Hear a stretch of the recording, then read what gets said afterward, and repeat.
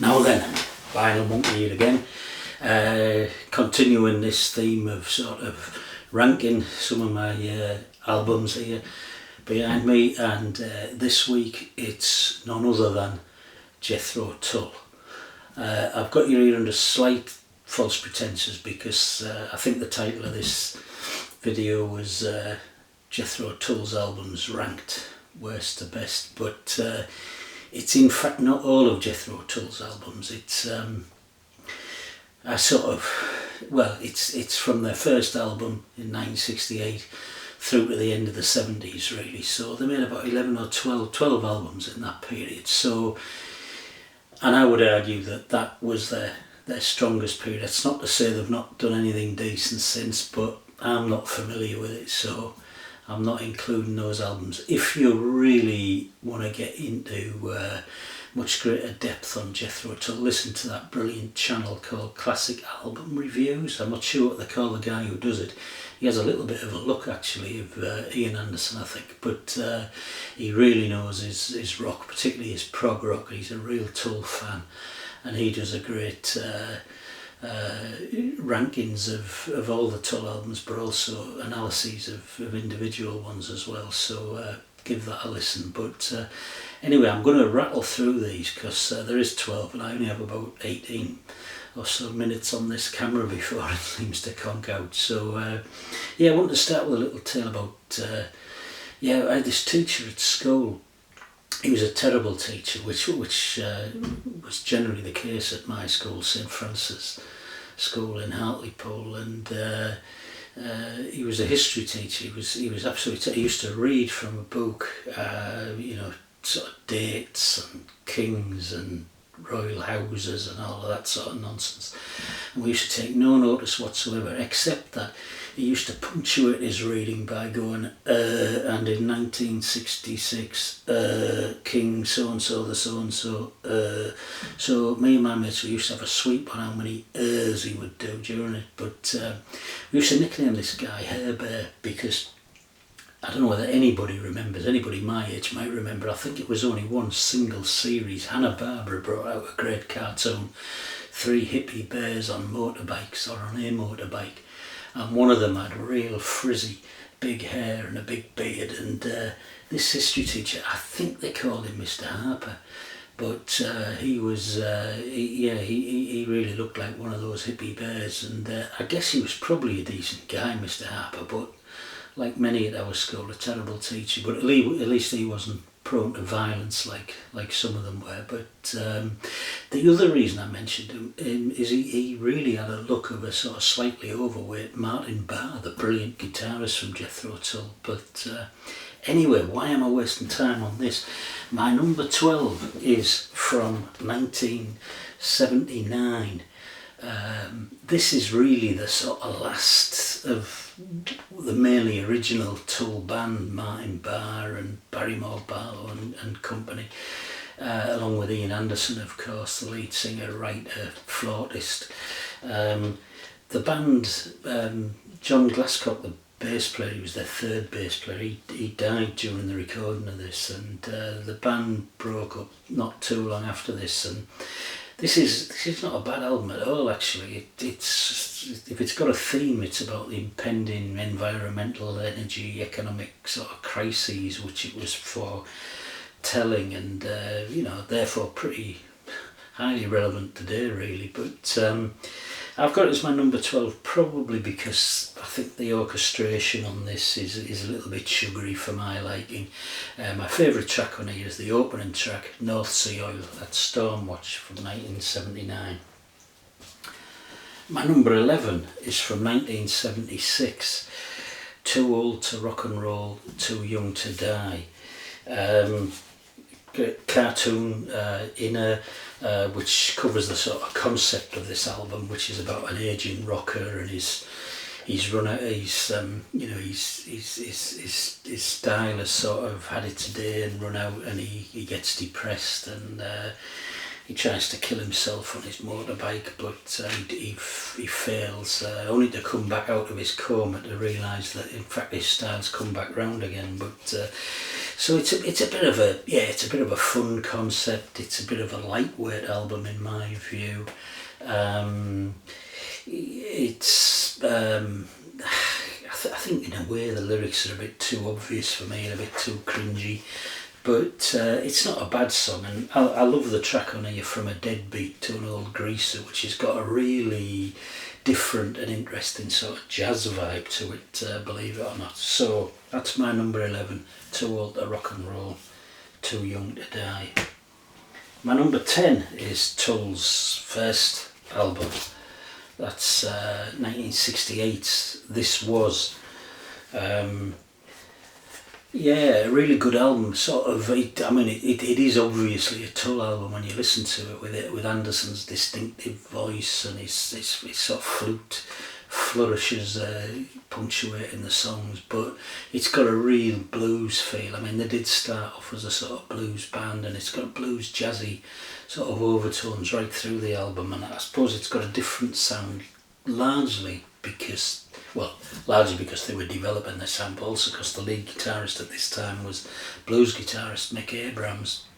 He left after this album to form another band, but that's my number 10. That's from 1968. This was my favourite track on here, My Sunday Feeling. My number 9 is from 1977, and this is Songs from the Wood. Ian Anderson there sat with a campfire in the forest, and this is he's got a real light, playful feel. It's English folk, really. It's the first of a sort of trilogy of real folky albums produced 77, 78, 79. And it certainly is coherent English folkiness. If it's maybe a bit too straightforward for my liking, maybe a little bit twee, but really nicely played, and as I say, nice and light, nice to listen to. Songs from the Wood, 1977. My favourite song on here actually is the least folky one on it. It's Pib Rock. I don't know how you pronounce it. Pib Roach. It's a real proggy 8-minute, but Songs from the Wood, 1977. My number 9. My number 8 is the third of that folky sort of trilogy I mentioned. This is Heavy Horses from 1978, and I think this is, for me, this is the best of those three. It's really consistent, good songwriting. It's a great sounding album, and sort of really nice folky tunes. My favourite track being Acres Wild. So that's my number 8, Heavy Horses from 1978. My number 7 is War Child. Pretty awful cover, I think, actually. Some of the Tull albums had great covers, but this one's pretty poor. This is 1974. This followed on from their two sort of big concept albums, the proggy sort of concept albums, and this is a return to much more straightforward format. Nice songs, good strong songwriting. I like the lyrics on this album, nicely obscure. I like the orchestration as well. I think they made good use of the orchestration, and it's a good, consistent album, and I absolutely love the track Skating Away on the Thin Ice of a New Day. So that's my number 7, War Child from 1974. My number 6, and this might surprise a lot of you actually, because when I mentioned to my brother that I was doing a Jethro Tull Best to Worst, he said, well, you can't go any further than Aqualung, can you, for your number 1? But I've got it as my number 6. This is from 1971. This feels like a concept album, or maybe 2 concepts in the album, but Ian Anderson said it's definitely not. This is, it's definitely a venture from their previous albums into a more sort of proggy sort of feel, and I absolutely loved this album. This is the first one I got. I loved it when I was at school, when I was sort of, I don't know, 13, 14, 12, 13, 14 year old, absolutely loved it. I loved the sort of juicy, sleazy sort of lyrics on, particularly on side one, and then I loved side two, which was having a real kick at organised religion, and I suppose that as a sort of already seriously lapsing Catholic at that age, I love to hear Ian Anderson and co, giving that a good kicking. So, but those things I loved then are the sort of things that make me cringe a bit now, really. It feels very dated. I don't know, it feels like a sort of album, schoolboys would love, but it hasn't grown on me with time like some of the others have. My favourite track is the absolutely superlative Locomotive Breath on side 2, but I have it as my number 6, still a good album, but not one I listen to very regularly. Aqualung from 1971. My number 5 is a gorgeous album. This is Minstrel in the Gallery from 1975. Really good songwriting. This is English folk meets hard rock. You sort of 1 minute I'm thinking, are they Led Zeppelin? Have they ripped those riffs off from Led Zeppelin? Possibly, I don't know. It sort of goes from that sort of style into sort of Middle Ages English sort of folk melodies, and but it's a real strong all-rounder. I particularly love the opening track, Minstrel in the Gallery, the title track. That's my number 5 from 1975.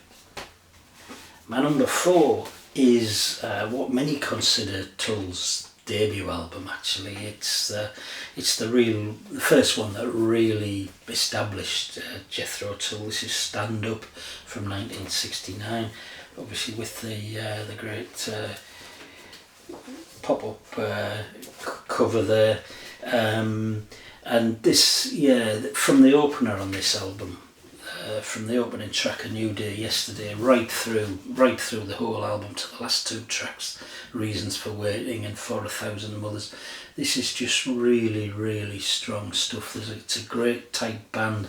This is Martin Barr's debut in Jethro Tull, and he just demonstrates what a great guitar player he is.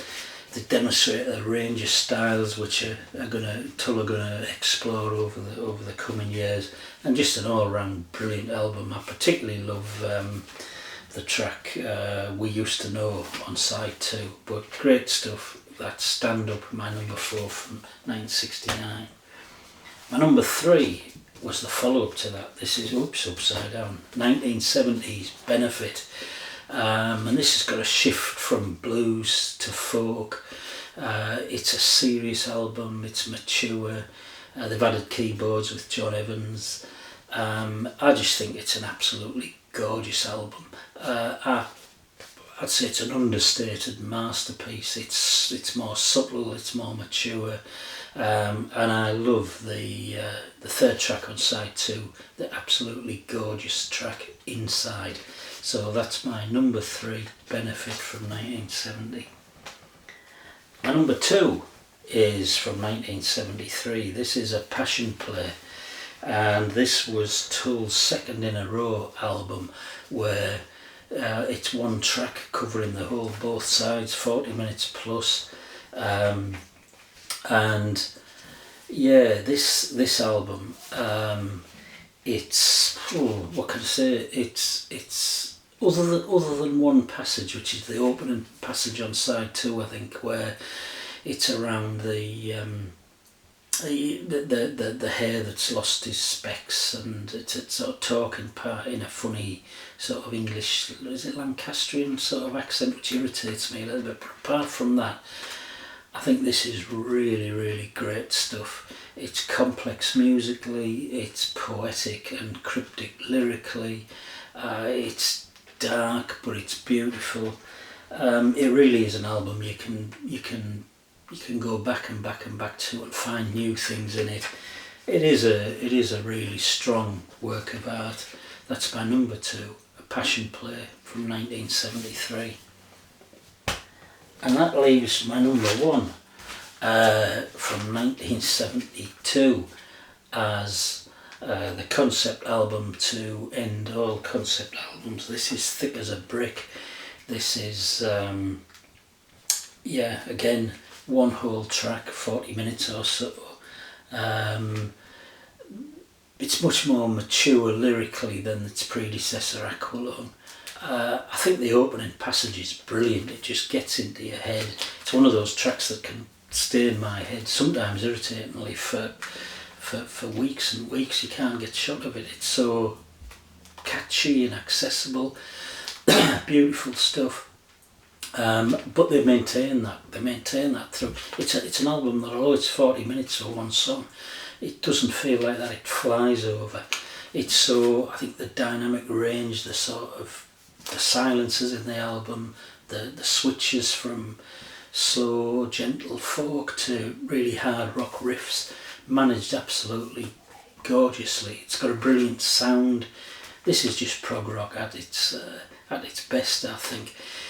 The question is always asked: was this album actually embracing prog rock, or was it parodying it? And I think if you listen to Ian Anderson, he says he was taking the piss out of Genesis and Yes and the directions they were going, and it was a genuine parody. And I don't know, and I don't really care, because it is I just think it's a gorgeous album to listen to. And I haven't even mentioned the St. Cleeve Chronicle, and I suppose the sort of cleverness and originality of that.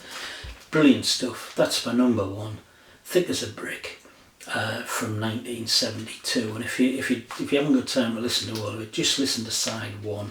I'd say it's as perfect a side of vinyl as you'll find anywhere. That's Thick as a Brick, 1972. Okay, cheers everyone. Thanks for listening. I think next time I'm going to crack at, I think it'll be Elton John next, but cheers, goodbye.